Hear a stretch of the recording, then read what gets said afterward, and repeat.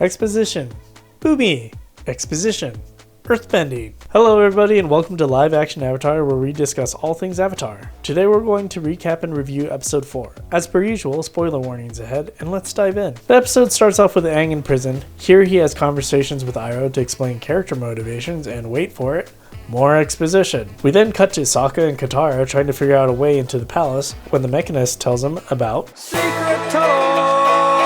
Iroh is now being moved to a labor camp called the Pit, while Aang gets to see the king. Upon meeting the king, Aang recognizes him as his old friend Boomy. He's not Mad Genius Boomy, he's just Mad Boomy. Kind bark! Katara has a brief fight with Jet. Zuko infiltrates the castle to find out that they moved his uncle.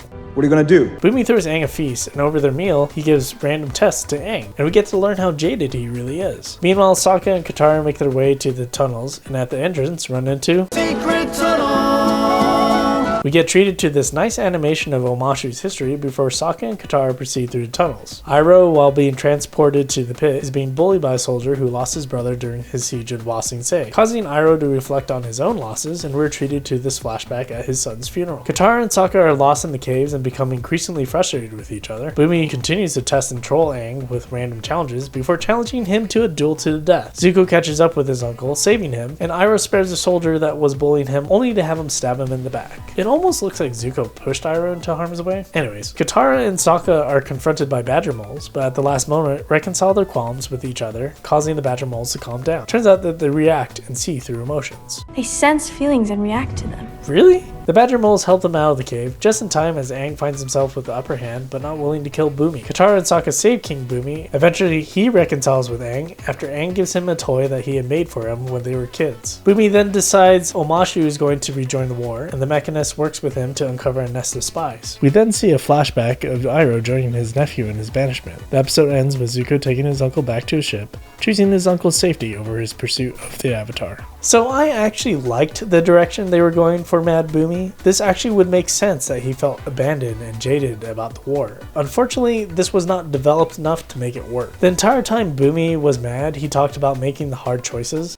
You dare tell me I should care? Who gets the last of the food scraps, the orphanage, or the soldiers? But it looked like Omashu was doing just fine. Plenty of food, busy markets. Seems like Omashu is a great place to live besides Jet's shenanigans. You have to make choices like that day after day. What hard choices is Boomy talking about? It also didn't make sense because at the end of the episode, it's revealed they weren't even fighting in the war. Time and Washu rejoined the war. If they wanted to have this storyline work, they really needed to sell it to us that Omashu was suffering, like Rohan in The Lord of the Rings.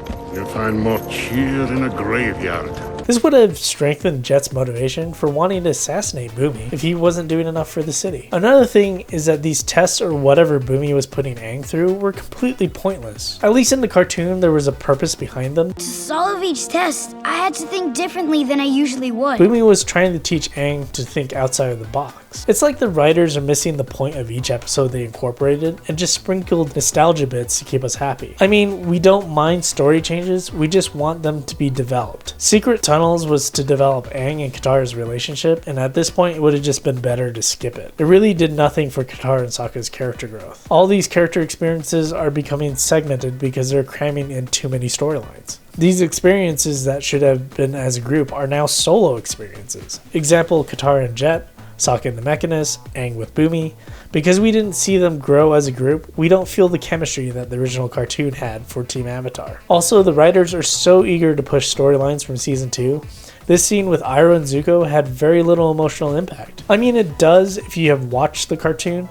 Leaves from the vine, falling so slow. But coming in fresh on the series, we still haven't had enough time to become emotionally invested with these new versions of Zuko and Iroh. This scene would have been a great addition and more impactful later in the series after those characters are better established. This series is having a hard time deciding who their target audience is. Is it made for returning fans or a new audience? Ideally, it could be both, but it's plagued with shallow writing that depends on the nostalgia of the original and excessive dialogue to move its story forward. Characters are hollow versions of the cartoon. I blame this solely on the writing. I'm doing the best I can!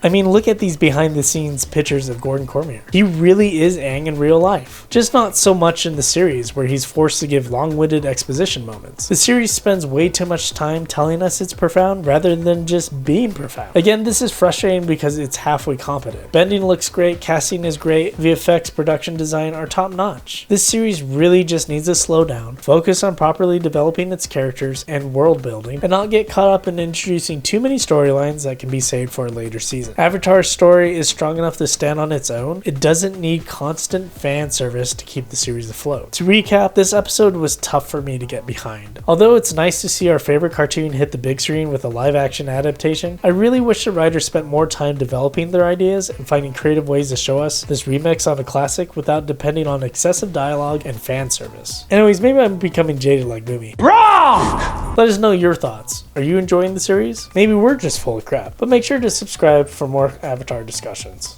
See you next time.